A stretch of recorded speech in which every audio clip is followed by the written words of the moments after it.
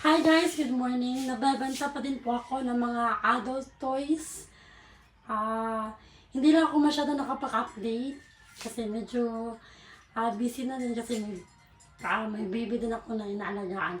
So still available pa din po yung mga adult toys natin, pati yung pampatigas ng ari. Ayan.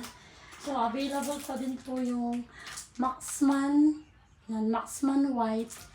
Ito yung Maxman tablet na white. It's been how many years? Around 7 years na talaga ako nagbebenta nito. Effective po siya as pampatigas.